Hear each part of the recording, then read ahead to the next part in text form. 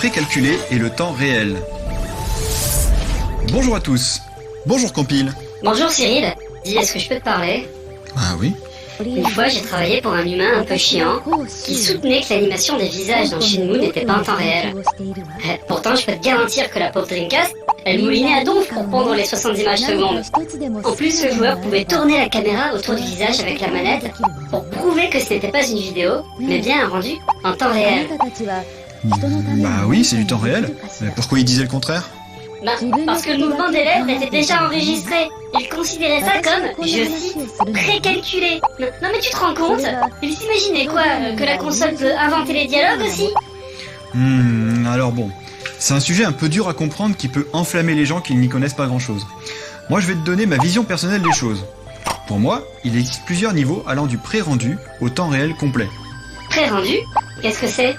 Alors le pré-rendu, c'est quand un ordinateur comme toi met très longtemps à calculer une animation 3D.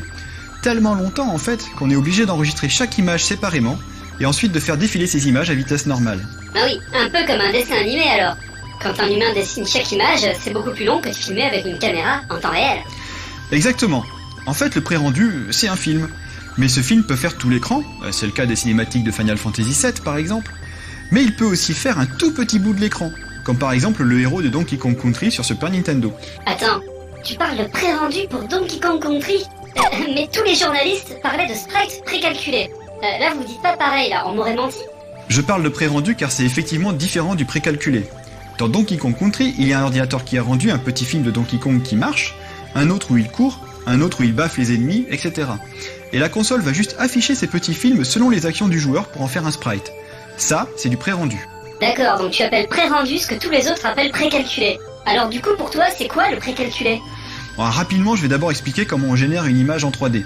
D'abord, on place des objets 3D dans un univers. Les points de ces objets ont été définis par un artiste, un peu comme un sculpteur. Ensuite, on place une caméra virtuelle dans l'univers. Là, il y a une très grosse phase où on va faire plein de calculs pour savoir ce que la caméra voit, où sont les objets, lesquels sont devant, derrière, etc.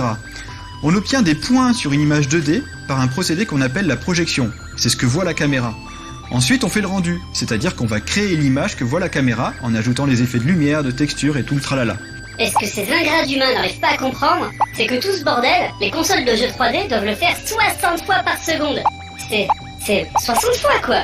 Quand tu penses que chez Pixar, il leur faut 15 minutes avec leur ferme de rendu ultra puissante pour faire une image, oui une. Et après il y a des abrutis qui ne comprennent pas pourquoi c'est moins beau sur la console quand on est in-game. Je reviens à mon précalculé. Pour moi, quand on précalcule une animation 3D, c'est qu'on a effectué tous les calculs 3D jusqu'à la projection. Donc en fait, au lieu d'avoir un film avec des images qui se suivent, on a plein de points sur une image 2D et on n'a plus qu'à effectuer le rendu. C'est très économe en calcul, mais le problème c'est que ce n'est pas interactif. Par exemple, on ne peut pas déplacer la caméra comme on veut. Mais du coup ça sert à rien ça dans les jeux, parce que si tu peux pas bouger la caméra...